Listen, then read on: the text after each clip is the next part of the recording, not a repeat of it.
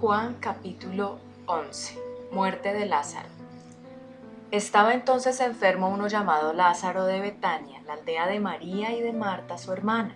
Nota: Betania era una ciudad localizada a algo más de 3 kilómetros al este de Jerusalén.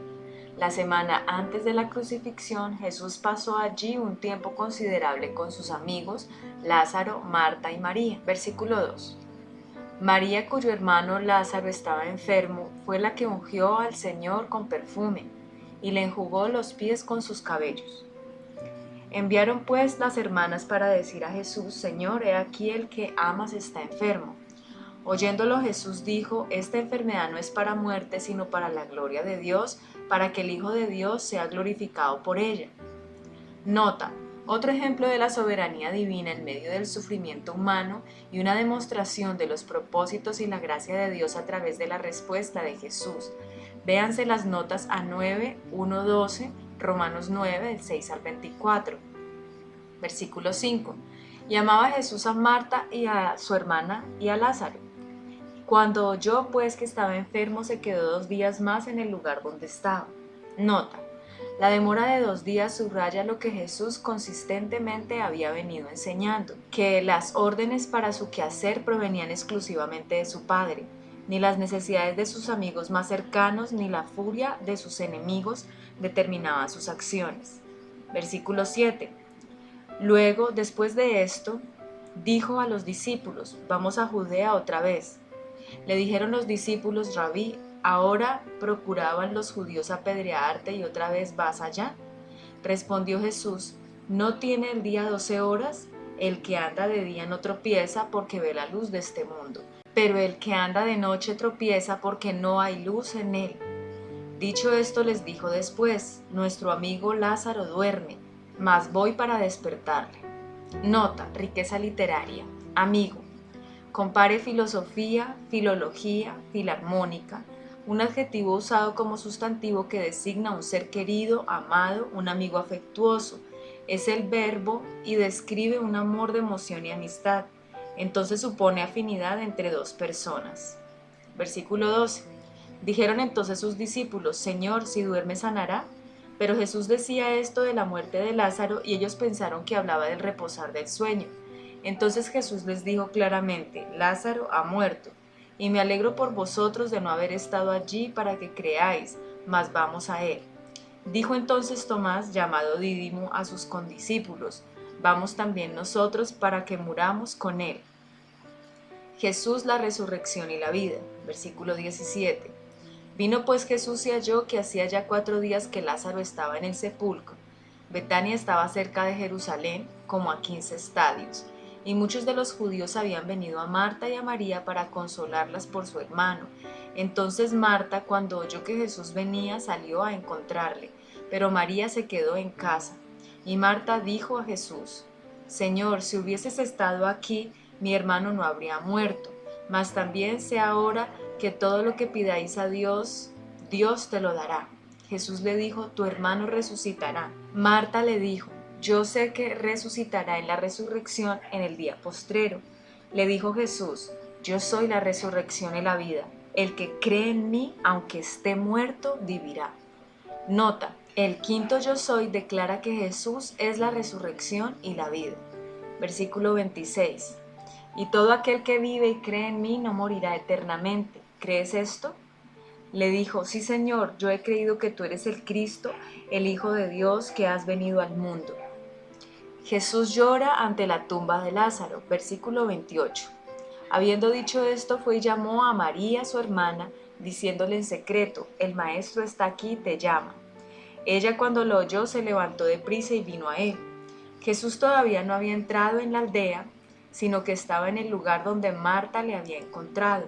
Entonces los judíos que estaban en casa con ella y la consolaban, cuando vieron que María se había levantado deprisa y había salido, la siguieron diciendo: Va al sepulcro a llorar allí. María, cuando llegó a donde estaba Jesús, al verle, se postró a sus pies diciéndole: Señor, si hubieses estado aquí, no habría muerto mi hermano. Jesús entonces, al verla llorando y a los judíos que la acompañaban, También llorando, se estremeció en espíritu y se conmovió y dijo: ¿Dónde le pusiste? Le dijeron: Señor, ven y ve. Jesús lloró. Dijeron entonces los judíos: Mirad cómo le amaba. Y algunos de ellos dijeron: ¿No podía este que abrió los ojos al ciego haber hecho también que Lázaro no muriera? Resurrección de Lázaro, versículo 38. Jesús, profundamente conmovido otra vez, vino al sepulcro. Era una cueva y tenía una piedra puesta encima. Nota: riqueza literaria. Conmovido, derivado de en y fuerza. Se usa para expresar ira, Marcos 14:5, indicar un hablar o un actuar inspirados en un sentimiento profundo, Juan 11:33 al 38. También como una dura admonición, Mateo 9:30, Marcos 1:43, versículo 39. Dijo Jesús: quitad la piedra. Marta, la hermana del que había muerto, le dijo: Señor, hiede ya, porque es de 4 días. Jesús le dijo: ¿No te he dicho que si crees verás la gloria de Dios?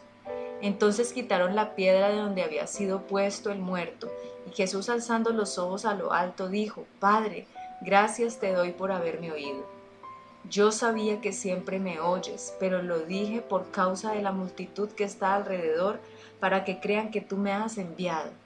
Y habiendo dicho esto, clamó a gran voz: Lázaro, ven fuera. Y el que había muerto salió, atadas las manos y los pies con vendas y el rostro envuelto en un sudario. Jesús les dijo: desatadle y dejadle ir. Nota: el levantar a Lázaro de entre los muertos no fue una resurrección seguida de una vida física sin fin. Esto estaba reservado por el Padre para iniciarlo con la resurrección de su Hijo, con lo cual quedaría inaugurado un nuevo orden de vida para todos aquellos que en Cristo estuvieran mirando al futuro en esperanza. Jesús restauró a Lázaro a la vida física, la cual cesaría posteriormente con su muerte. Como todos los que han muerto en Cristo, Lázaro espera la resurrección del cuerpo prometida a todo el pueblo de Dios. El complot para matar a Jesús también se puede ver en Mateo 26 del 1 al 5, Marcos 14 del 1 al 2, Lucas 22 del 1 al 2, versículo 45.